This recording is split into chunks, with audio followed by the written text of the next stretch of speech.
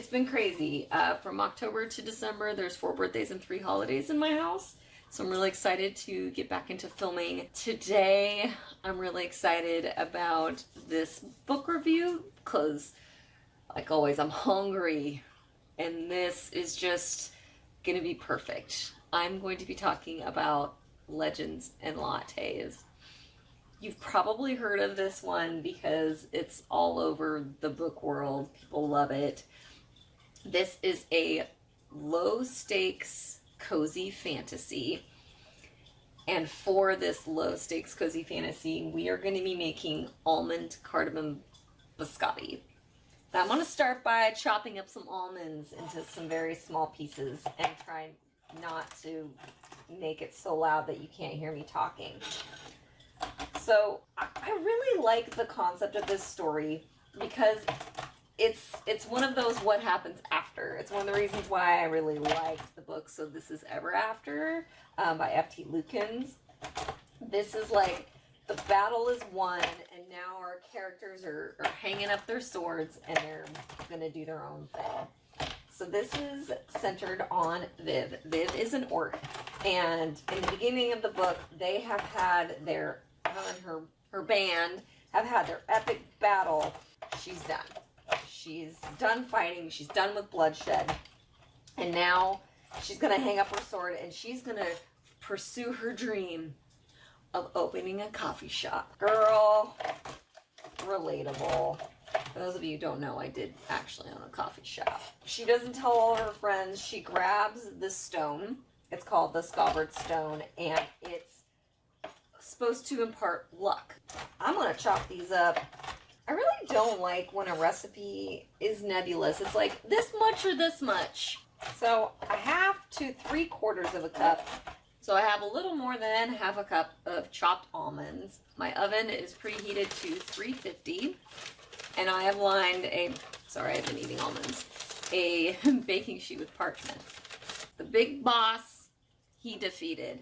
Viv's like, peace out, friend. And they're like shocked because she's leaving and she doesn't say goodbye. She doesn't tell anybody. And she ventures off to this town where nobody knows her. Small. She's got dough from all of her questing and she buys a livery. When I say this is low stakes, I mean it's real low stakes. All right, I've got a large bowl and I'm going to add 2 cups of flour, all porpoise flour. Again, generous 3/4 to 1 cup of sugar. Well, of course I'm going to be generous because I love sugar. Generous. And then a teaspoon of baking powder, 1/8 of a teaspoon of salt. Don't do the thing that I do, which is pour over the bowl. 1 teaspoon of cardamom. So Viv gets to the small town and she buys a building and she meets with, I think he's a hobgoblin. The characters are great, by the way. Cal is kind of a cantankerous hobgoblin. He's also pretty brilliant when it comes to building. They spend the majority of the beginning of the book planning and building like the lowest of the low stakes. It's all about opening a coffee shop and she's getting the beans and nobody knows what coffee is. So he's like, I don't know how you're going to sell this, but I'll help you build it. Okay, I've got a small bowl now and I'm going to be putting in 3 large eggs and then a teaspoon of almond extract. I almost screwed up and grabbed the peppermint extract. Glad I caught that because that would have been disappointing. Let's just double check. Yep. So the only sort of villain we kind of get introduced to is I harken back to Skyrim and I think of Maven Blackbriar. It's, you know, the sort of all-reaching bad guy in the town, like, you gotta give me a cut of your money. And there's that, and she's like, I ain't dealing with that. She's like, ain't nobody got time for that. I'm an orc. I'm going to add wet ingredients to the dry ingredients and make it into a dough. So Viv eventually hires somebody. She's a succubus. She's really cool. Her name's Tandri. She's pink and she's got horns. She's sassy. And of course their friendship kind of develops. There's they call him a ratkin. I just sort of picture Reepicheep. He's this cute little guy named Thimble, and he ends up becoming their baker. With the help of her luck, she gets people to come to this place, even though when they first start, they don't even know what coffee is. I hope I wasn't too generous with the sugar. Once this is mixed all together, then we'll add the almonds. I gotta wait for it to be dough-like. I'm a little worried. It's real dry. I mean, it's biscotti, but it's not supposed to be like dry, right? One by one, Viv's friends do come and like say hi to her because they miss her and she left on, so quickly. But one of her former bros, I guess, is an elf, and they don't like each other. And of course, he kind of is suspicious that maybe she's got a little help from this stone, and he wants it. So there's another element of danger that's introduced by this guy. But all in all, there really is no danger, relatively speaking. This isn't going to be a fantasy that keeps you on the edge of your seat, wondering if they're going to be okay. This is the kind of book that you read after you read that book.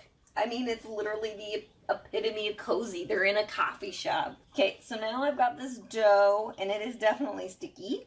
I'm going to divide it into two, and then I'm going to shape them into logs. I am one of those people who gets really hung up on the dough being exact. 2 by 10. I don't know about that, Chief. This book is definitely going to make you hungry like it did me, because you've got your cute little ratkin friend making all of the pastries, and they eat it and they love it, and I'm like, I want in on that. So that's why I was like, you know what, this is it. This is what I'm going to do for my next video. Okay, so I don't know if this is right. Loaf-ish. Loaves. So sticky. Was I supposed to spray the parchment? No. Alright. Godspeed. Loaves. You're gonna need it. So I'm gonna put these in the oven for 25 to 30 minutes until they're slightly brown and firm, but not hard. Okay. So it's 30 minutes later. They have to cool for like 10 to 15 minutes. And then after that, I'm going to cut them in 1 inch to 1.5 inch slices. So once they're cooled, I'll be back.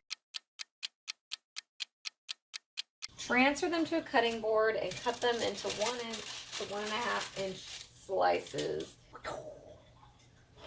Ultimately, this is a book about characters, which of course we all love and adore. I had a really hard time deciding whether or not I actually liked it, because I mean, I like it when stuff happens in a book. It's more exciting when stuff happens in a book. But the more I thought about it, the more I'm like, you know what? It's okay. It's okay to read some fluff. It's okay to have low stakes. It's okay that the villain is predictable. Those are thick. All right, so I've got my little slices. I'm just going to lay them out here. By the way, there is a sequel that's out. I think it's called Bookshops and Bone Dust, which I'm excited to discover whether or not that's about them also opening a bookshop, because that would be bomb. For those of you who want to know some romance in this one, nothing too terribly explicit if that frightens you, but it is cute and sweet. Kind of some found family vibes too, which is fun. As someone who did own a coffee shop, it was kind of fun to kind of come back to that vibe.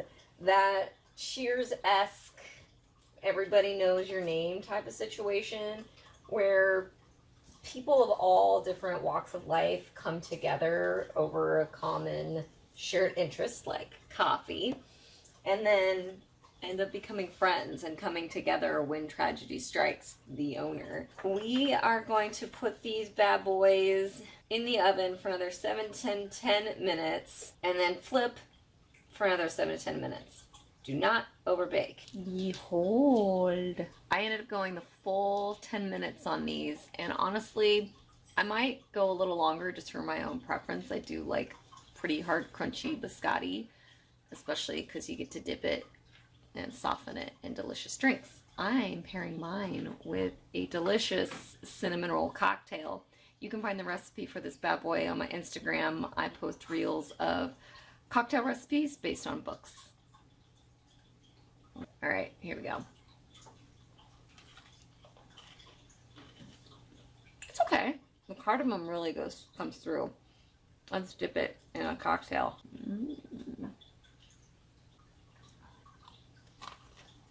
That's delightful. I'm gonna go ahead and finish that when you're not looking. Thank you so much for being here. Again, I recommend Legends and Lattes. I will link it below. If you're looking for a cozy fantasy with basically no stakes, that's just fun and makes you want to eat pastries all day long, please check it out. My third book in my series will be coming out in September. I have a novella that's going to be coming out. I'm editing another novella. It's busy, it's crazy. Thank you for being here, and we'll see you next month.